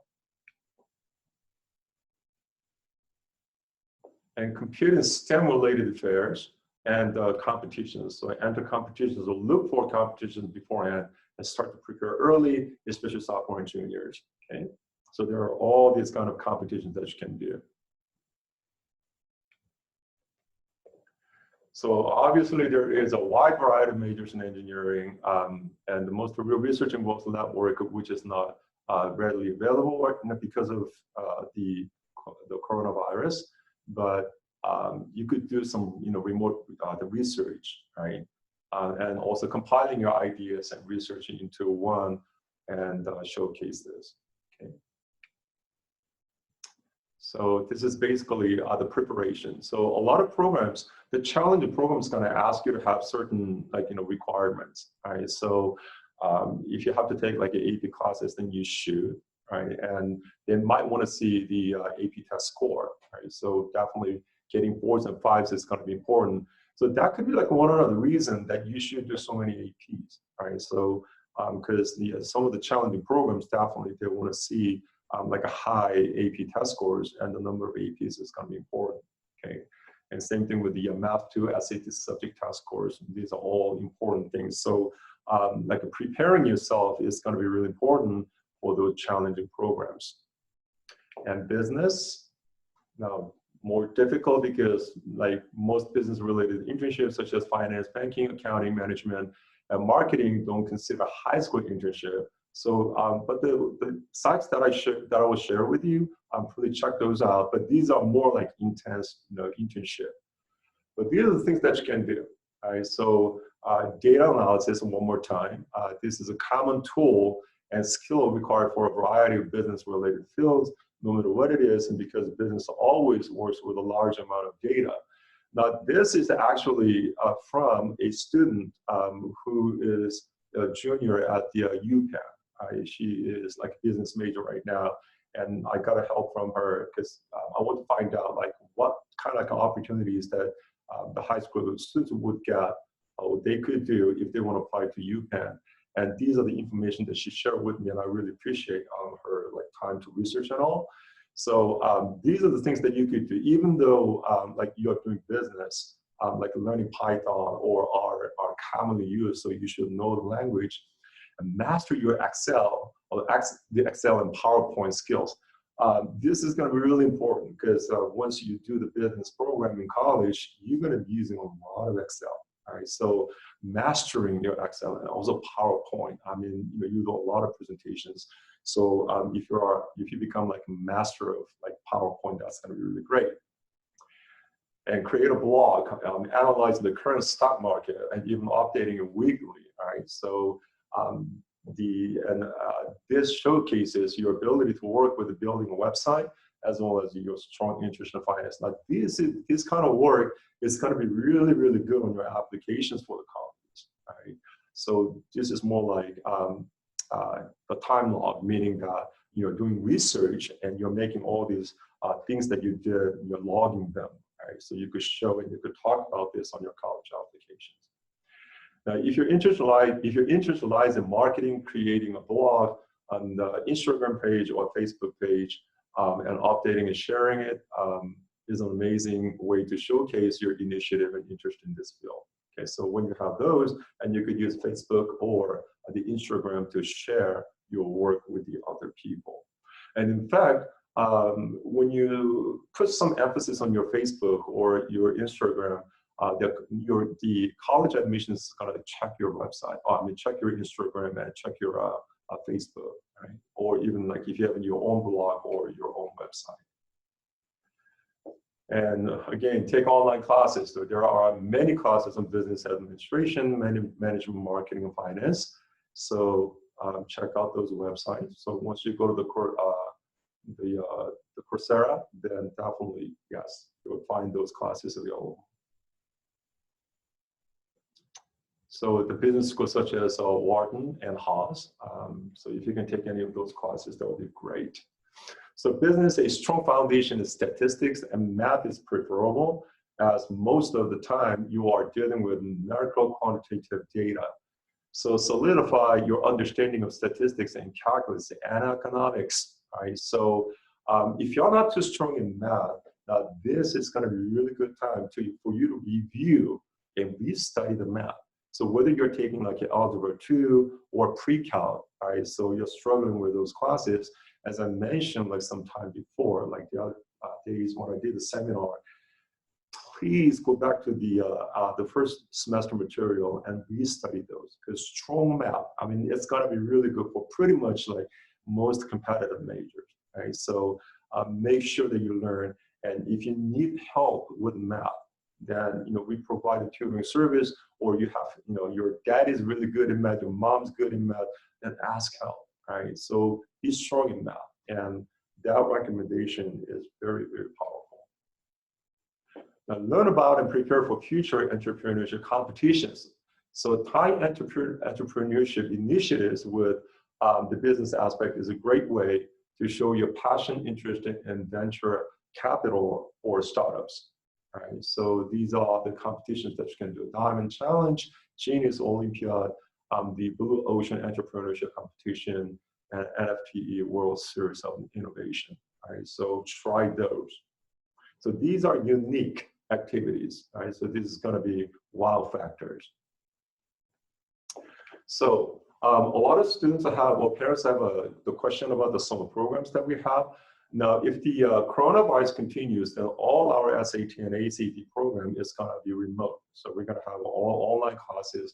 And I don't see that we're going to have any problem. I mean, I don't want to put like 100% guarantee on this, but so far we have like all the programs online. So all the AP and SAT subject test programs are online, and we are doing tutoring online right now. So we'll make all SAT and ACT programs online, unless something happens and everything goes well, and we could have like the in-class program, then we'll do that. But still, for the distant students, they will still have the online programs available. Now, teachers will use Google Meet and Google Keep to teach classes. So that's the, I think, platform that a lot of school teachers are using it. And all teachers will be provided with a laptop with the touch screen and pen. So they will write on the screen if it's necessary. So it's gonna be just like you're learning in class, except like the teachers in class. And also, we're not recording the lecture. I mean, we're going to record it for like the other purposes, but as far as the program itself is concerned, you're not going to watch video, which is pre-recorded. So it's a real time, like a streaming, the video streaming that you will see the teacher teaching, and you will be participating in a live class atmosphere. And some teachers will come to the center and teach, but others will stay home and teach, and we'll make sure that everything is good. And also teachers will have each Monday's test results for students. So I'll be talking about the program a little later, but every Monday is going to be your test day, and the teacher's going to have your test result. So it's not just yours, but the entire class. And so teachers will know like what to cover, and also the like test status, right? So we'll be providing all the test report. And teachers also will have the office hours Tuesday through Friday from 1 to 2 p.m. And also the classes will be divided by the diagnostic scores, and all students are expected to raise scores from like SAT from like 150 to 250 points or more after 8 weeks of the program, and ACT about like 5 to 9 points or more after the summer program. Depends on like how much time and energy and effort that you put in. And also the place that we have, the Elite Summer One Center, we have high internet speed, so download 300 and upload 100. So as far as like a video streaming is concerned, there shouldn't be any problem. Now the curriculum books can be picked up at the center, or right now the Elite headquarters is preparing the digital, curriculum books. I'm not sure whether it's going to come out 100% or not, but they're trying it. They're trying to meet the program date. So once it is available, then definitely you will be informed. Now, score progress follow-up system that we have. Now, it could be different from each the branch, but we made a very tight, I should say like more tight follow-up system this year. All right, so everybody's scores will be reviewed by the senior staff. And if the score does not improve after the second practice test, then student will be scheduled for a conference meeting to discuss challenges in studying SAT or ACT. Right? So we'll be checking your scores, also your other scores like quizzes and all. And if the performance is not good, then definitely we'll set up the conference meeting time. And your parents will receive the students' your progress report on a weekly basis, their email. Okay. And also when the website, the like sign up portal is open for both SAT and ACT, please sign up for the August and October test for the SAT and September and October test for the ACT. Okay. Now SAT program. Now we're gonna have morning and afternoon boot camp. So morning starts from 9 a.m. to 1 p.m. and afternoon starts from 2 p.m. to 6 p.m. And there will be reading, writing, and math class, and there will be each teacher teaching each class. Right? So one teacher teaching each class. And each class is going to be about 1 hour and 10 minutes. So every Monday is going to be a testing day. Every Tuesday, test review. And every Wednesday and through Friday, it's going to be a class time. So the SAT students going to have 6 curriculum books from us. And the teachers will follow the teaching schedule. And there will be 7 quizzes per week for the time being. There could be some changes, but that's what we've been doing, you know, for so many years. So 7 quizzes, so 4 vocab quizzes, and that means you're going to be given 1,000 vocab for you to memorize, and 1 each quiz for reading, writing, and math class every week.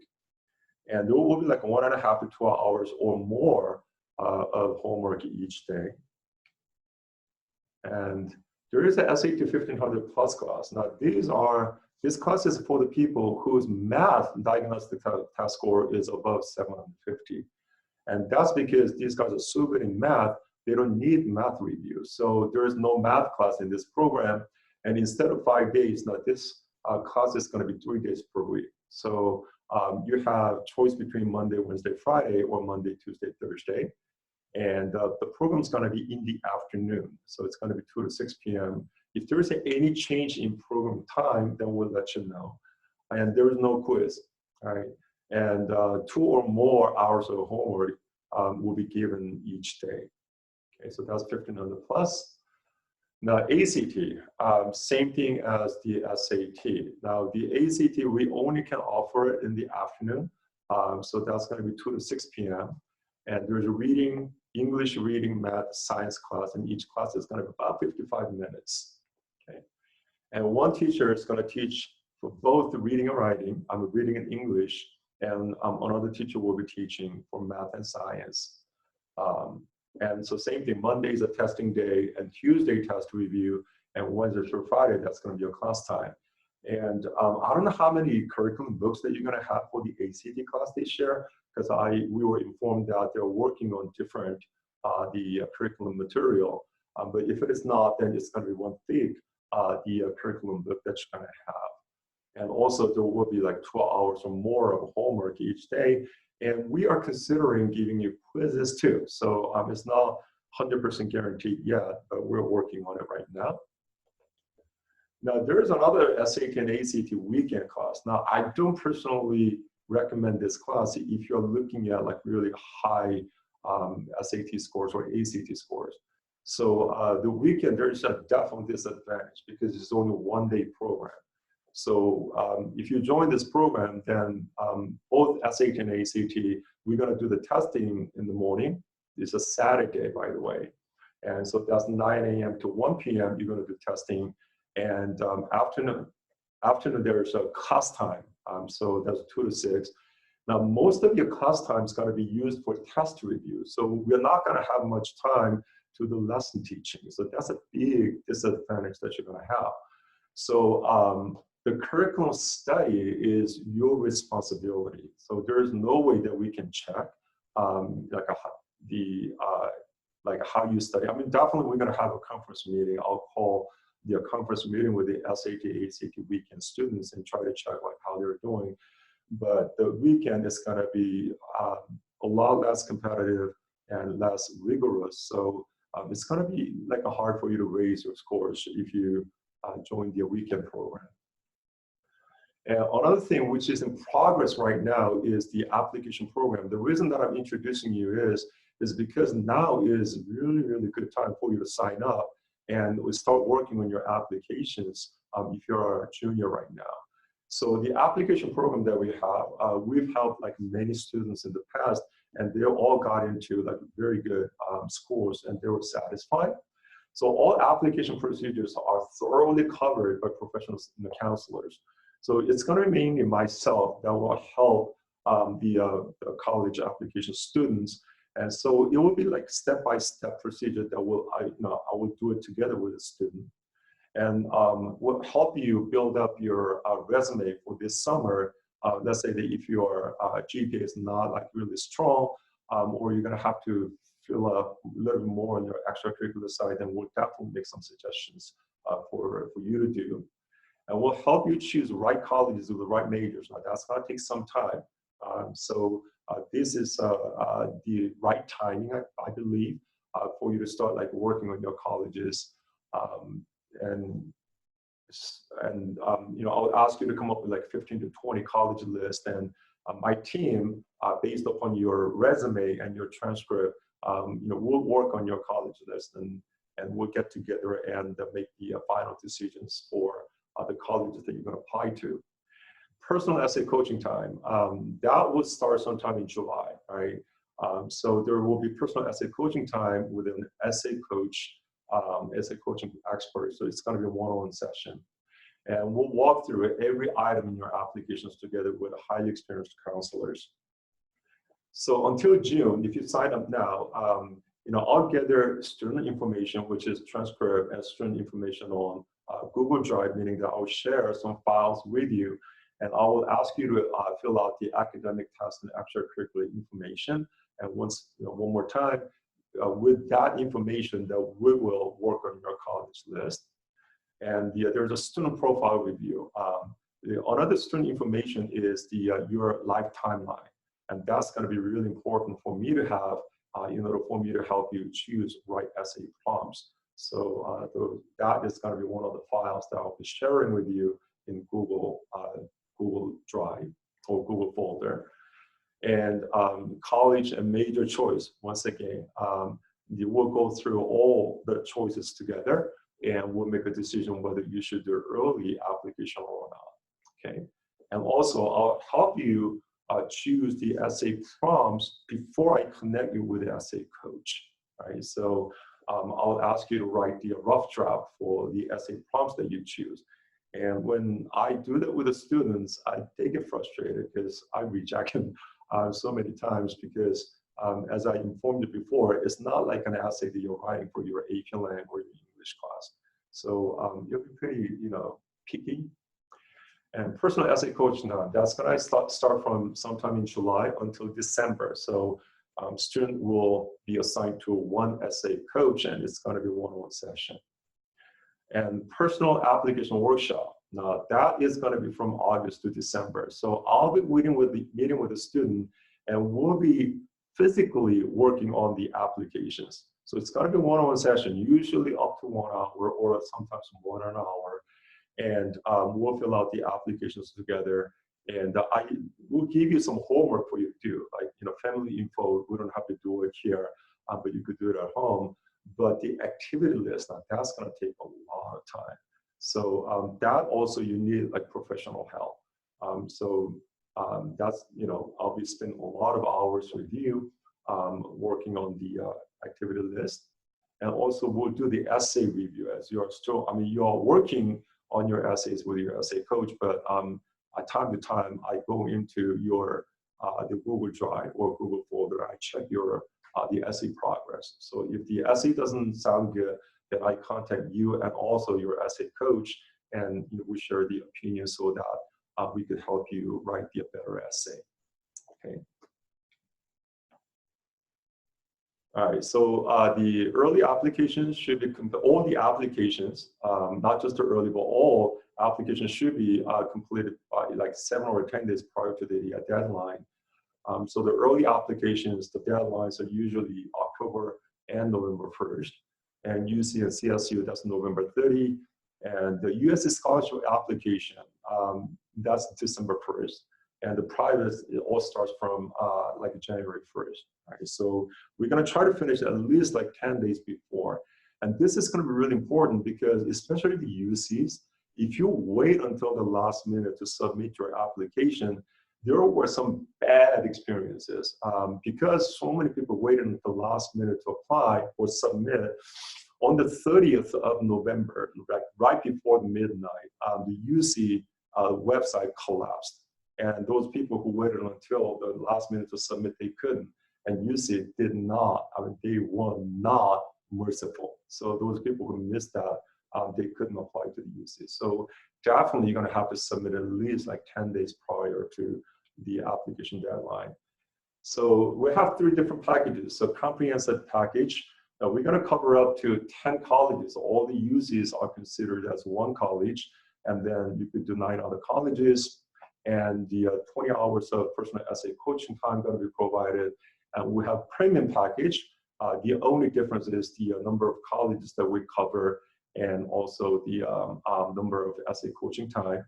And essential package is not for everybody, but if you know what to do, and if you're only gonna need help on either like a UC or private coalition or Common App, and also you know what to write and you don't need much of help, but just proofreading on your essays, that the probably essential package is gonna be okay. But usually it's a premium package and comprehensive package is package that the most of the students more like prefer to have. So the reason that I'm introducing you this program is that I don't want you to start too late. All right. So right now I think it's the best time for you to start on your applications. So if you're interested in like our help on your application, please consider and contact me for sign up. So this is it. Now I talked for about 2 hours. I'm sorry, I was going to finish in like 1.5 hours, but it just went for so long. Now, is there any question? So you can unmute and ask me questions. Hi, Sam. Thank you for the presentation. It was great. I had a quick question on the GPA rules. You said that many colleges need only the 10th and 11th grade GPA. So if you do some classes in summer after junior year, do they count? Yes. So 10th and 11th grade GPA is only for UC's, Cal State, and Stanford. Many other colleges, it's going to be from the 9th grade up to the first semester of the senior year. And as long as you have grades ready before you submit your applications, they'll be fine. So let's say that if you take summer classes, like online, and you finish like in September, they'll be still fine. Or like you finish in October, still that's gonna be fine. Okay? Thank you. All right. And by the way, I talked about this before. Now, some of your schools not going to accept your grades from the outside school or outside, like, institutes. Don't worry about it.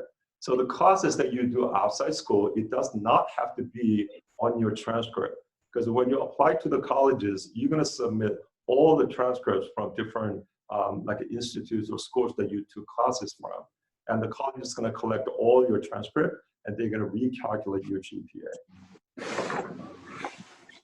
All right, any other questions?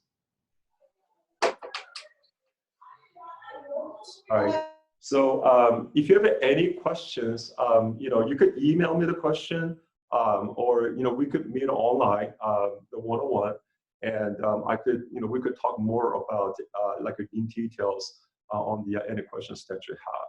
So if there's no more question, I really want to thank you for staying like for 2 hours, and hopefully the seminar helped you in some ways for you to have a better understanding of not just the extracurricular activities that you could do or you should do, but especially for the things that you could do at home, like during this the COVID-19 time. So one more time, if you have any questions, I'm open, and I'm usually at the office Tuesday through Sunday. So I'm trying to keep the business hours here. We are considered as essential business. So usually I myself stay here. So if you have any questions, please let me know, and we'll do the Zoom meeting then. All right, so thank you so very much, and you will be receiving another email, the invitation email for this coming week's seminar, which I will introduce the college applications, and we'll take a look at the physical the college application for UC Common App and the Coalition App, and also the state application. All right, so stay healthy. Then I will see you sometime this week then. Thank you.